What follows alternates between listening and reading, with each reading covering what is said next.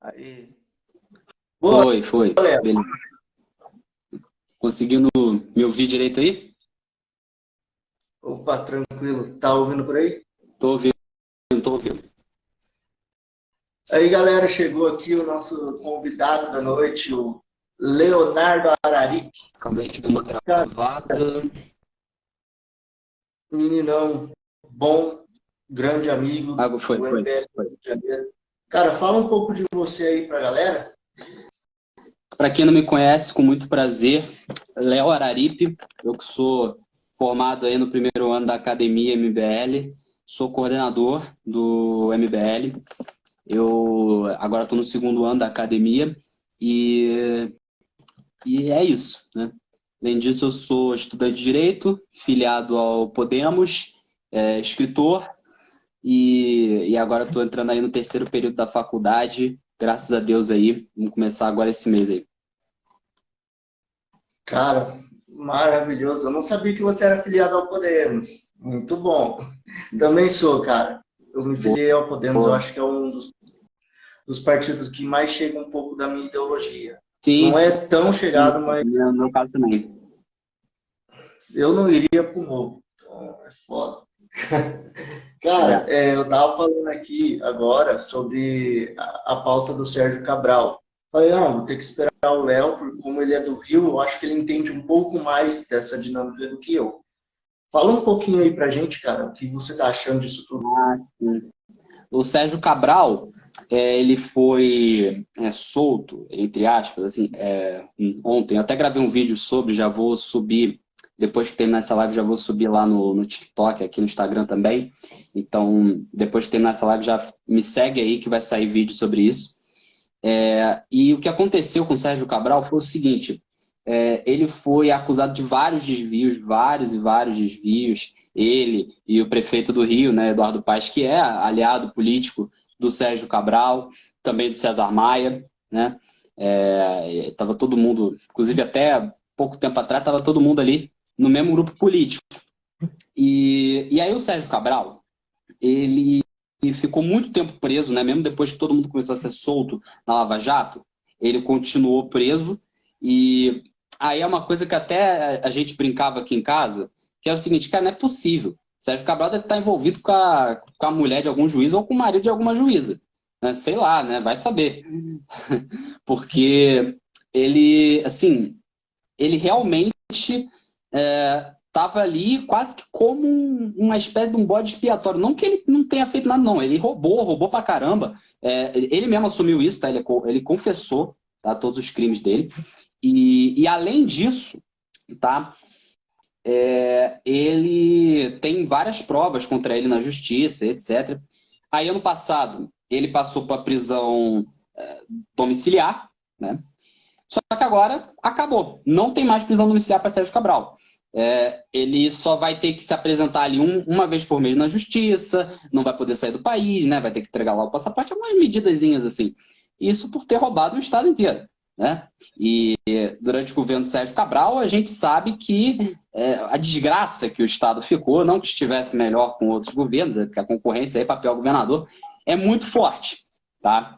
Aqui no Rio de Janeiro, porque o histórico nosso é péssimo, né? Nós temos aí Moreira Franco, Garotinho, Rosinha, aí depois do Cabral veio o Pezão, veio o Wilson Witzel e agora o atual, que é o Cláudio Castro, que não foge desse padrão, né? Infelizmente. De qualquer forma, a gente viu aí um verdadeiro caso de que a impunidade é a regra aqui nesse país. Porque, cara, não é possível. O Sérgio Cabral agora tá solto. Era o último resquício de decência que a gente tinha, era esse cara tá preso. O último resquício de decência era, não, Sérgio Cabral tá preso, beleza. Pelo menos isso. Porque tá todo mundo sendo solto. Lula solto, se elegeu o presidente. Mas pelo menos o Cabral tá ali, né? Não tem mais isso, acabou. Acabou. Cara, mas é muita incoerência, muita falta de justiça. Porque, pensa comigo, é um cara que ele confessou os crimes. Tá provado, fora esse confessionário dele. Cara, o cara já tá solto de novo. Tipo, eu acho que ele ficou metade da pena. Eu acho que não chegou a ficar metade da pena.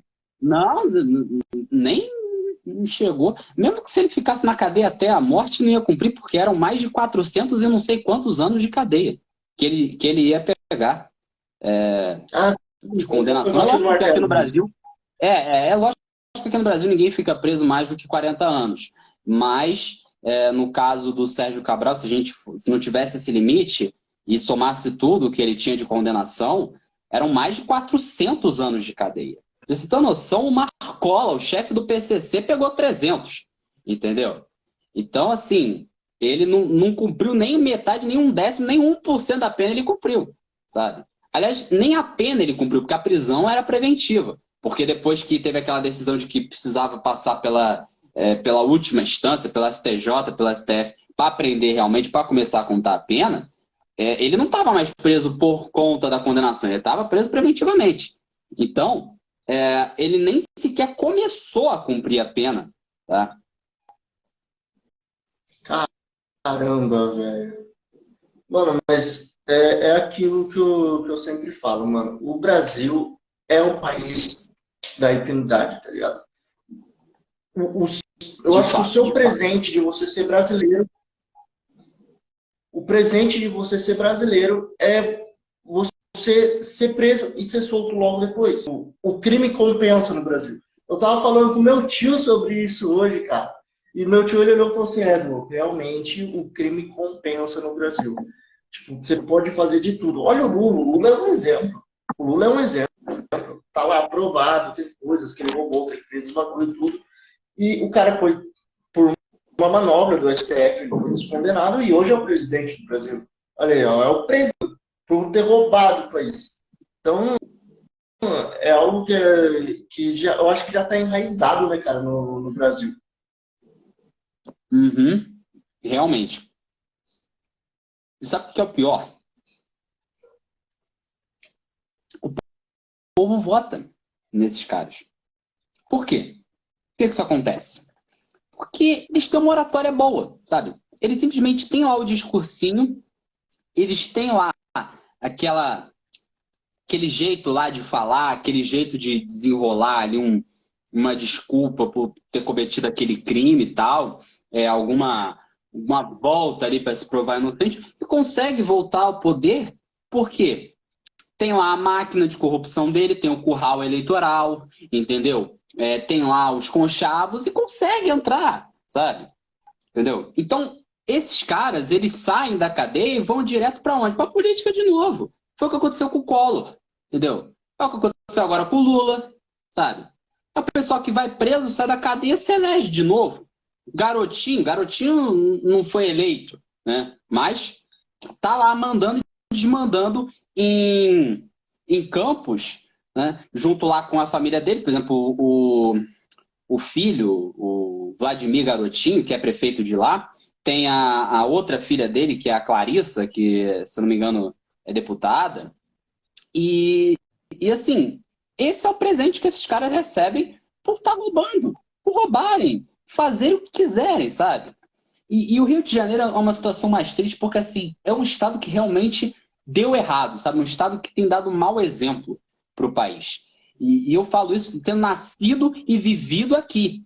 Entendeu? A gente tem dado um péssimo exemplo para o país, um estado com potencial do caramba. Já teve a capital, Rio de Janeiro já foi a capital do Brasil, já foi a capital de Portugal. E estamos dando esse péssimo exemplo, sabe?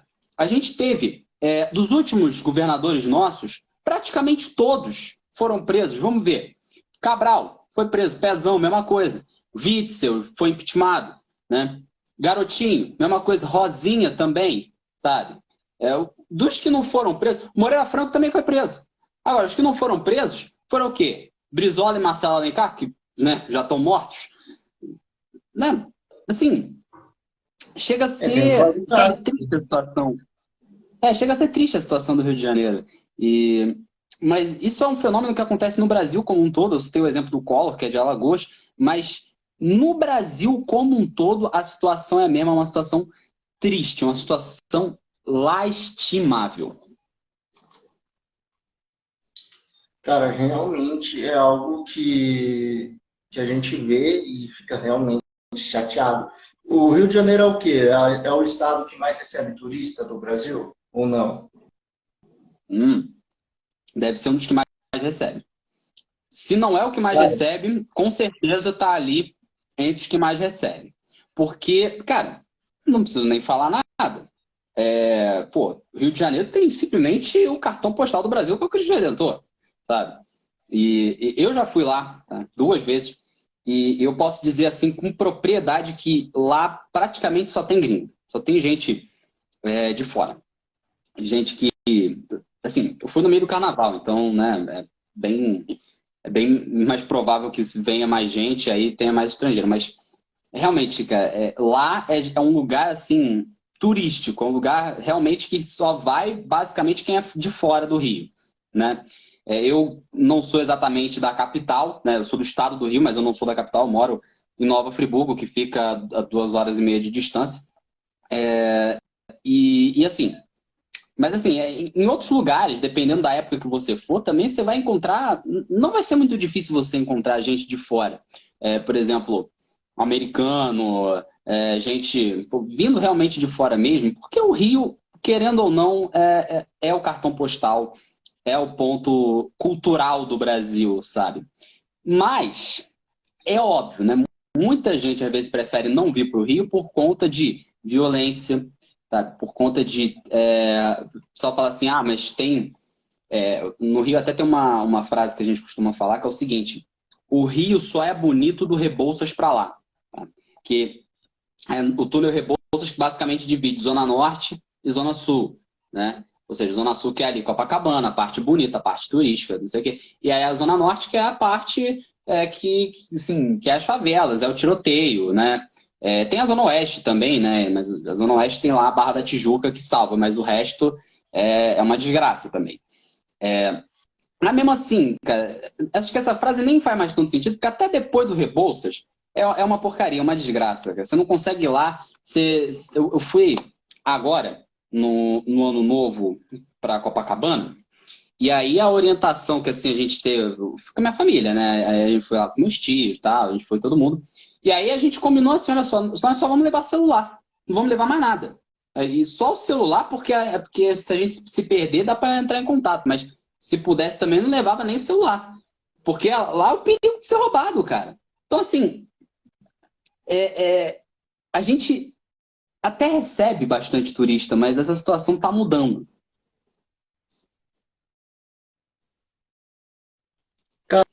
cara, falando na violência do Rio de Janeiro, tudo, eu gostaria de saber de você se você tem alguma pauta ou alguma ideia que dê para diminuir essa violência toda no próprio Rio de Janeiro ou algo do tipo. Você pensa em algo desse jeito? Você tem alguma ideia? Sabe como fazer? Olha, a questão da violência é muito complexa, tá? Ela é muito complexa. Eu não tenho aqui como dizer, chegar aqui e dizer, não, é só fazer isso, a solução mágica para você resolver a violência é fazer isso. Não, tá? Isso não vai acontecer. Porque é um processo que ele envolve vários fatores. Não é só essa coisa de bandido é vítima da sociedade, muito menos de bandido bom, bandido morto, tá? É uma questão que é muito complicada, que envolve a própria segregação espacial meio que fomenta isso, tá? A pobreza é uma coisa que fomenta, a falta de oportunidade. Tem a questão, obviamente, do caráter da pessoa que se forma em um contexto de criminalidade, um contexto de milícia, em um contexto de abandono, em um contexto que é muito complicado. Então, a resolução da violência passa pela resolução de vários outros problemas. Tá? Por exemplo, educação é uma coisa que você tem que resolver. Tá? Você tem que ter um sistema, um jeito em que o Estado chegue até aquela criança e, chegando até aquela criança, dê a ela um outro caminho sem ser a violência para ela resolver a própria vida. Tá? E aí, como é que isso acontece? É educação, meio de escola, não tem como. Não tem como você inventar outra coisa. E não só educação no sentido de aula, tá ligado? Educação, assim, integral, educação humana. Às vezes você tem uma atividade esportiva, você tem uma escola que fica aberta ali, que é um centro aí, você vai jogar uma bola, vai na escola, entendeu? Quer fazer alguma coisa, dar uma rodinha de samba, vai na escola, entendeu? Fica lá aberta. Igual, por exemplo, esse projeto se eu não me engano, foi o Arthur que propôs Escola 360, uma proposta interessante para resolver violência. Lógico, um dos caminhos, tá? Resolução, por exemplo, e também isso é um outro caminho, né? Para você chegar um estado nessa criança e também resolver problemas de violência dentro de casa, porque a família é a célula da sociedade. Eu já bati nessa tecla algumas vezes, eu falo direto sobre isso, que é a questão da violência dentro de casa, que ainda é uma realidade. Então, se o Estado chega nessa criança, sim, se o Estado chega nessa criança e consegue fazer com que aquele problema seja resolvido da melhor forma possível, entendeu? E a família é o primeiro modelo de sociedade que você tem é a família. Então, se você se espelha nesse modelo praticamente toda a sua vida e você traduz isso para o lado de fora e insere isso num contexto de milícia, de tráfico, de arma, você viver a sua vida inteira ouvindo tiroteio e vendo os traficantes tudo com carro do ano, não sei o quê, é a forma perfeita para o indivíduo entrar no mundo do crime. Então, passa muito por educação, tá? Passa muito por habitação, né? Você ter, de fato, propriedade da sua casa, não ficar refém de milícia que te cobra, te extorque, aluguel, TV, luz, etc. Entendeu? Então, são várias coisas. Tá? Não existe solução mágica para a violência, como falam muito aí nas propagandas eleitorais. Não, isso não existe. Tá? É uma coisa que você não resolve em 4 ou 8 anos. Isso não acontece. É muito a longo prazo, principalmente na parte da educação, cara. E você está certíssimo, está correto. E, cara, sem palavras. Mas vamos mudar um pouco de assunto, cara. Eu gostaria de saber como é que está indo a ocasião faz o ladrão, o Lucinho falou. Olha, isso realmente está aí de uma certa forma certo, tá? Não vou dizer que está errado, não. No seguinte sentido, o contexto social que a pessoa vive favorece ou desfavorece a criminalidade. Isso é algo que, lógico, a pessoa pode ter uma tendência maior ou menor a entrar no mundo do crime. Ela pode ter ali um transtorno de psicopatia, tá? Ela pode ter ali um transtorno que leve ela a cometer crime, mas isso favorece, tá? O contexto favorece a pessoa entrar no mundo do crime. Porque uma pessoa, por exemplo, vamos pegar o próprio exemplo do psicopata mesmo, ele tem uma tendência a ser uma pessoa fria. Esse psicopata, se ele nasce, tá, em um lugar mais afastado, mais periférico, uma favela mesmo, né, comandada pelo tráfico, ele tem mais tendência a ser criminoso, fato, né? Que ele já tem essa frieza, né? E aí ele crescendo nesse contexto em que a oportunidade dele de exercer aquilo é o crime, ele vai para o mundo do crime e vai lá fazer o que tiver que fazer. Se você quiser, se tiver que matar, ele vai lá e mata, porque ele não sente remorso nenhum, ele não tem basicamente controle nenhum sobre si. Agora, se ele nasce numa zona sul, se ele nasce numa Barra da Tijuca, se ele nasce num lugar bom, sabe, com uma educação de qualidade, um contexto bom, o que ele pode ser? Um cirurgião, um cara que tem que manter frieza, tá ligado? Não tem medo, entendeu? Ah, tem que cortar aqui, corta. Tem que ligar aqui, liga, entendeu? O cara não tem medo de mexer ali com uma pessoa, sabe? E ele tem, sabe, essa mais frio, a não ter empatia. E ele, nesse contexto, tá indo para ser cirurgião, entendeu? Então, existe a tendência da pessoa, existe o ambiente, tá?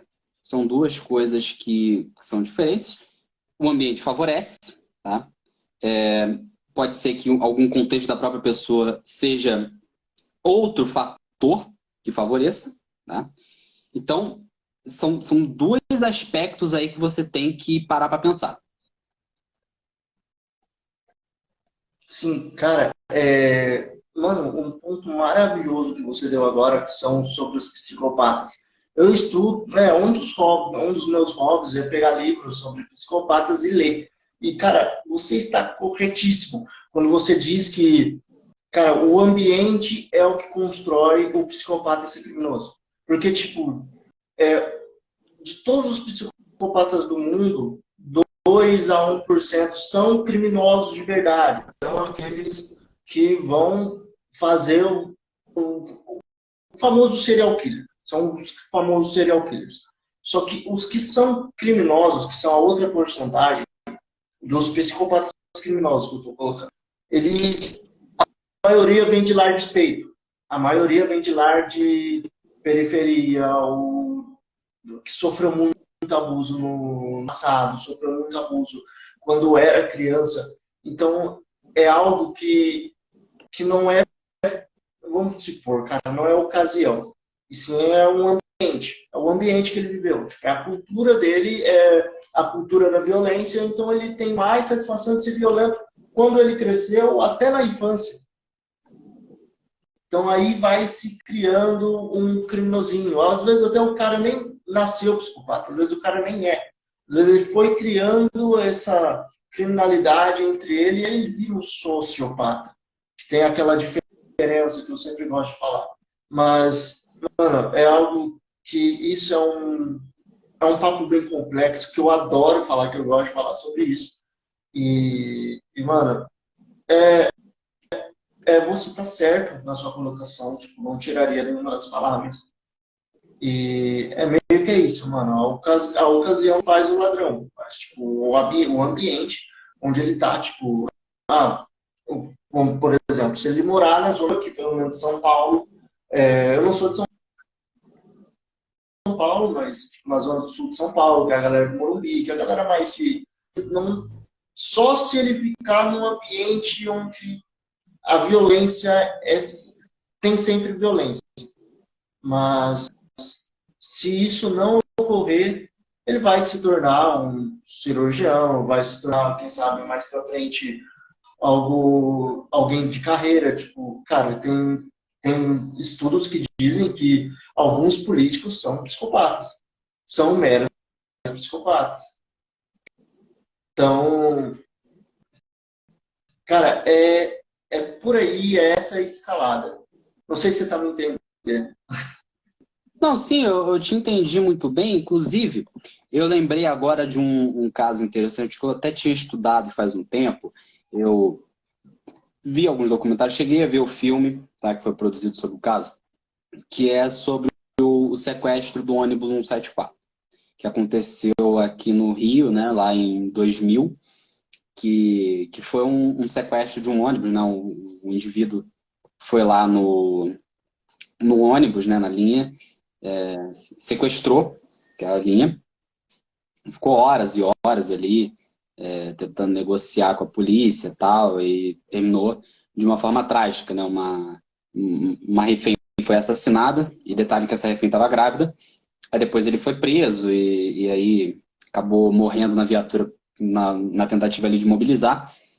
E a história dele, desse criminoso aí, eu sei que vai ter... Se cortar isso aqui e jogar em algum desses grupos reacionários, o pessoal vai falar, tá defendendo o bandido, não sei o quê.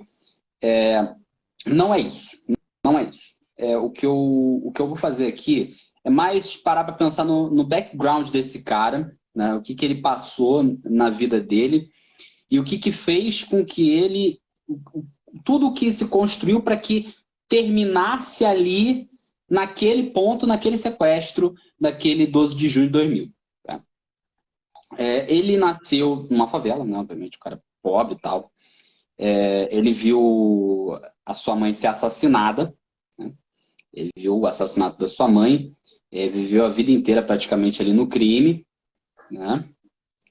No Rio de Janeiro, ele era morador de rua, ele inclusive morava, né, ali na Candelária, e na Candelária, vocês sabem o que aconteceu lá, né? A chacina da Candelária. Chegaram 2, 3 viaturas, né? Viaturas, quer dizer, chegaram carros, né? Não era viatura da polícia, né? Eram carros ali se eu não me engano, era de milicianos, aí saíram dando tiro em todo mundo ali, né? Todos os moradores de rua. Esse sequestrador, acho que era Alessandro, alguma coisa assim, Alessandro, não sei o nome dele. Acho que era Sandro, se eu não estou enganado. Ele estava ali no meio. Então, ele já teve aquele episódio, tá, do sequestro na cabeça dele. E várias passagens pela polícia, na cadeia. E cadeia, sabe como é que é, né? A pessoa entra na cadeia e pensa que vai ressocializar, vai sair de lá melhor. Porcaria nenhuma, vai sair de lá pior do que entrou.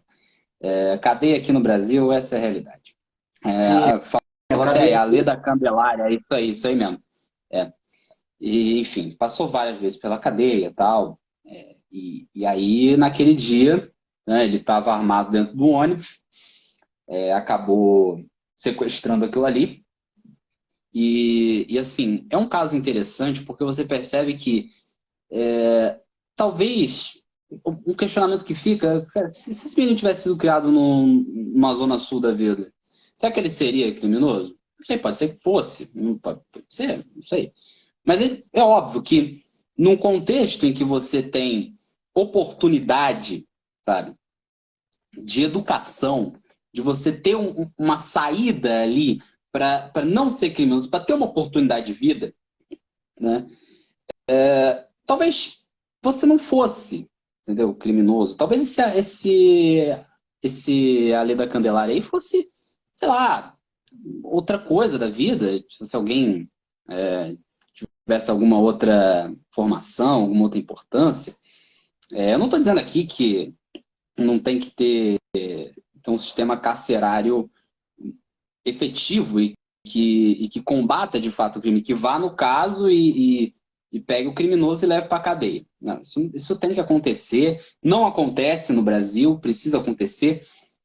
A gente tem aí uma série de casos, por exemplo, só 3% dos homicídios no Brasil são investigados. E daí para você achar o cara, para você prender, para você condenar, para você prender, para o cara ficar preso, se você ficar. E mesmo assim, se ficar preso, vai ficar tipo 1 ano. Entendeu? Porque pega a pena mínima, sai ali pro bom comportamento e tal, aí não fica esse tempo todo. Então, assim, tem que ter, obviamente, esse sistema que não favoreça a impunidade, que leve o criminoso para a cadeia, mas mesmo com isso, daí, isso por si só não tem como acabar com a criminalidade. São medidas complementares. Então, a cadeia, dentro da cadeia você ter um sistema com oportunidade de trabalho, inclusive, né? A gente trabalhar dentro da cadeia mesmo, né? Você pode oferecer lá uma oportunidade do cara trabalhar sei lá, de pedreiro, de alguma coisa assim. Isso até desfavorece a questão do comando do crime organizado, que acontece muitas vezes dentro da cadeia, né? Antes disso, sistema de educação, para você não precisar colocar aquele jovem na cadeia, tá?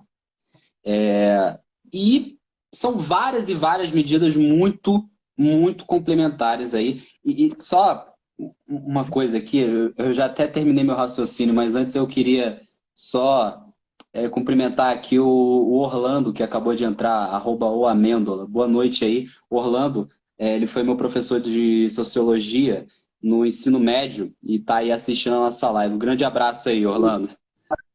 Um grande abraço aí para ti. E Léo, aqui ó, o Lucini falou assim, ó, o sistema é opressor e isso causa revolta. Mais fácil para o crime que ser policial. Você concorda com isso? Olha, eu não diria que o sistema é efetivamente opressor, sabe? A opressão é um termo muito forte. Sabe? Eu não gosto de usar esse termo, particularmente eu não gosto. Eu acho que o sistema ele desfavorece, tá? É diferente. É um sistema que não favorece, sabe, aquele jovem a ter uma oportunidade, e o crime organizado acaba fazendo com que aquele jovem que não tem oportunidade veja essa oportunidade dentro do crime organizado. Então, eu não diria que é opressor, tá? Porque a opressão é algo diferente. Tá? Opressão e repressão são coisas muito, muito mais pesadas e muito mais, assim, a nível de ditadura mesmo, né? Você pode, por exemplo, falar que o regime militar era opressor, que ditaduras mundo afora aí, tem várias. Você pode citar aqui, por exemplo, na Coreia do Norte, lá tem opressão. Deixa eu ver uma outra ditadura aqui, né? No Oriente Médio tem algumas ditaduras, monarquias absolutas, né? São ditaduras. O Irã é uma opressão ali, né? Então a gente sabe como é que é. Aqui a gente tem um sistema que desfavorece, um sistema negligente, entendeu? Então o que tem eu utilizaria a palavra negligente e não opressor. Correto, corretamente. E eu também, cara, eu também falaria a mesma coisa, porque não tem como. Tipo, eu vejo muita gente por aí, principalmente da galera mais parte dos direitos humanos da esquerda, de que o policial tem culpa do crime. Não sei se você já chegou a ouvir alguma coisa assim. O policial tem culpa do crime. O crime, o criminoso, e o policial só mata negros, vamos supor, vamos se dizer assim, e colocam até, tipo, policiais como racistas, coisas que às vezes não tem nada a ver. Eu acho que o racismo não tem essa de estrutura também, tipo, não está impregnado na polícia. Eu acho que isso vai simplesmente da pessoa. Então, você dizer que algo é opressor, ou algo é racista, ou algo que são palavras fortes, como você mesmo disse, que opressor é uma palavra muito forte, algo que é incabível na sociedade hoje. Tipo, em pleno 2000, vamos lá, em pleno 2023, igual o Toguro fala, em pleno 2026 aí, ano que o Elon Musk fez um foguete, o ano passado teve Copa do Mundo, e essa galera ainda falando de policial ser opressor, que policial só mata negros e que policial só veio para oprimir, que policial é culpado de todo o crime, porque se não fosse os policiais que chegassem atirando, não existia crimes. Então aí botam a culpa também no capitalismo. A galera dos direitos humanos, além de botar a culpa no policial, bota a culpa no capitalismo, porque se não fosse o capitalismo, o opressor teria mais empregos, mais pessoas comeriam e ninguém precisaria roubar. É igual a Márcia Tiburi falou, não sei se você lembra da frase dela. Ah, mas tem uma lógica no assalto. Que lógica? De pensar que ela foi candidata a governadora do Rio, né? Mas, enfim. Como você estava falando, né? Tem essa coisa que falam muito sobre essa questão mesmo, né? Da luta de classes, né? Da luta entre opressor e oprimido, né? Essa é uma ideia bem marxista. Na verdade, essa ideia é a essência do marxismo. Então, assim, na verdade, basta você ler o Manifesto Comunista e você vai ver que essa ideia da luta de classes é a essência do marxismo, desse materialismo dialético é a essência do marxismo. Então, não me impressiona que alguém da esquerda, alguém que lê Marx, alguém que não só lê, mas que segue Marx, porque ler Marx até um cara de direita pode fazer. Eu mesmo já li o Manifesto Comunista, e não sou de esquerda. Tá? Mas aí o cara segue Marx. Um cara que segue Marx, eu não me impressiono que defenda isso. Tá? E sobre a questão do policial só matar negro ou coisa do tipo, eu até entendo o raciocínio que geralmente usam nesse sentido, de que a polícia só mata gente que é pobre, gente que é negra e tal, mas aí a gente precisa contextualizar. Tá? Não é que a polícia é racista, é que o contexto todo do crime ele acontece onde em lugares mais periféricos, né? Ou seja, nos lugares mais periféricos é onde o crime é mais pesado, onde o crime organizado realmente comanda e a coisa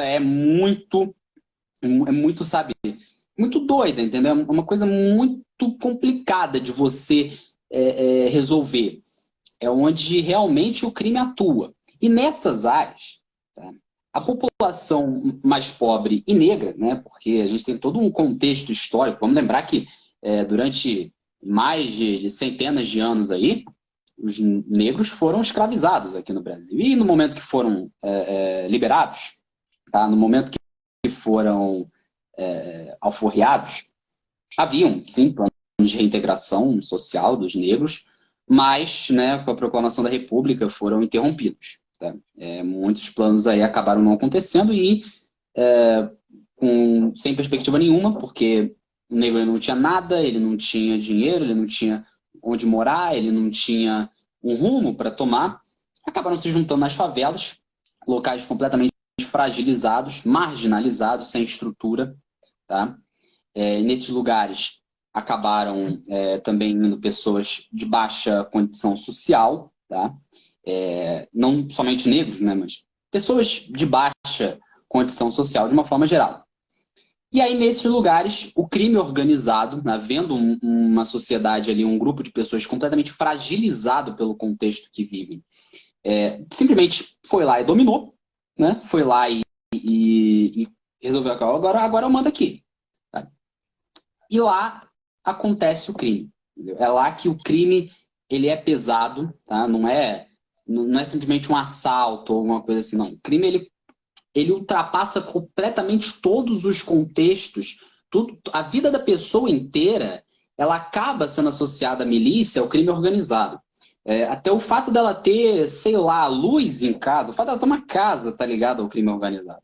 Então, ali é que o crime acontece, ali é que realmente o confronto entre polícia e crime organizado acontece, tá?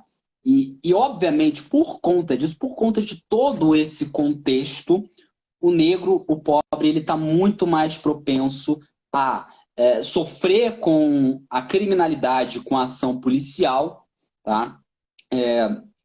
Do que alguém que tem uma condição de vida melhor. Isso realmente acontece. Não é uma questão só não é uma questão assim, a polícia é racista. Não. Calma aí. Na verdade, qualquer explicação simples para isso é completamente descabida. Tá? Completamente coisa de conversa de mesa de bar. Tá? Não adianta você simplesmente chegar e falar, não, é isso. Não, é bandido bom, é bandido morto. Não, bandido é vítima da sociedade. Não, a polícia é racista. Não, a polícia tem que chegar no tiro mesmo. Que bandido tem que morrer. Não, calma. A questão é muito complexa. Se você quer discutir sério, tá, a questão do crime, se você quer realmente levar isso para uma casa legislativa, discutir soluções, você tem que analisar o contexto inteiro da situação. Tá? Dar explicações simples é você cometer um erro, tá? Que é muito comum, tá? Ainda mais em uma sociedade nossa que valoriza muito o que dá resultado imediato, né? O imediatismo. Tanto que a gente vê o resultado, a gente quer o resultado para 4 anos, entendeu? E criminalidade não se resolve em 4 anos, tá? Mas como nós só temos aí 4 anos de mandato entre os governadores, etc., prefeitos enfim, 4 anos de mandato de uma forma geral, nós não temos um projeto muito de longo prazo, os discursos simplificados acabam ganhando. Eles acabam tomando um espaço que eles não deveriam tomar. Tá? O discurso simplificado ele deveria ficar ali na mesa de bar, sabe? Deveria ficar ali na conversa do almoço de família. Esse discurso de bandido bom, bandido morto ou bandido é vítima da sociedade, ele não deveria ir para uma Câmara Legislativa. Tá? Isso não deveria acontecer. Mas é o que acontece, porque é isso que traz voto, é isso que ganha. Então, assim, a gente precisa, sabe, o problema da criminalidade não se resolve com discursos baratos e imediatismos ideológicos. Ele precisa de foco, ele precisa de contexto e ele precisa, mais do que tudo, de racionalidade. É uma coisa que falta na nossa política. a solução de qualquer problema, não é só a criminalidade, não. Coisa que está muito em falta. Cara, maravilhoso. Galera, deixa eu só lembrar para vocês que essa live com o Léo vai estar no meu canal do YouTube. Eu tiro do Instagram e jogo no YouTube e depois eu disponibilizo o link aqui no Instagram. Vou até disponibilizar para o Léo, se ele quiser tirar uns cortes dessa live, só para avisar. E como já dá para bater 1 hora de live, quando dá 1 hora o Instagram simplesmente desliga, então já vou dar uma finalizada. Já agradecer o Léo de verdade por ele ter aceitado o convite, por ele ter, cara, ter disponibilizado esse tempo dele aí. E, cara, muito obrigado mesmo. Você é uma pessoa incrível. Eu gosto muito dos seus vídeos, assisto sempre. Principalmente aquele lá da Câmara, que você foi atrás, fazer o requerimento. Deu certo, cara? Deu tudo correto? O presidente da Câmara disse que ia me responder até sexta-feira, no caso, sexta-feira, hoje. Mas até agora eu não recebi, mas eu confesso que eu também não olhei meu e-mail ainda. Então eu vou até depois que terminar essa live aqui dar uma olhada para ver se tem alguma coisa lá. Sim, cara, tá, é complicado. Esse bagulho de prefeitura, você tem que ficar no pé, mano. Tem que cobrar. Uhum. Porque os caras falam, tal dia eu vou te mandar. Mano, mandaram ir lá na Secretaria da Educação atrás de um requerimento e os caras não tinha nada lá, nem sabia do que eu estava falando. Segunda-feira eu vou bater lá na prefeitura de novo. Mas é complicado, cara. Mas muito obrigado mesmo. Quer deixar suas redes, falar mais alguma coisinha aí no final?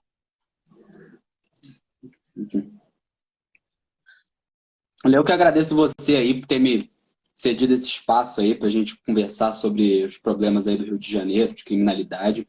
E dizer pro pessoal aí que quem quiser me seguir em todas as redes é leoararipe.rj, aqui no TikTok e também no Facebook, tá? No Twitter e no YouTube é leoararipe_RJ, tá? Porque lá no Twitter não deixa ter ponto, então é underline. Mas é leoararipe_RJ em todas as redes. leoararipe.rj aqui e no TikTok e também no Facebook. No Twitter e no YouTube, leoararipe_RJ, tá? Qualquer coisa também, só me seguir aqui, vai lá no meu perfil, lá tem o meu Linktree, olha lá, me segue nas outras redes, né? Eu faço vídeo aí, conteúdo, tô bastante no TikTok, bastante no Twitter também. Enfim, obrigado aí, Dudu, por ter me dado esse espaço e é isso. Tamo junto, vamos pra cima. Beleza, tamo junto, cara. Falou, galera. Até mais e boa noite, boa sexta-feira aí pra vocês. Valeu, todo mundo.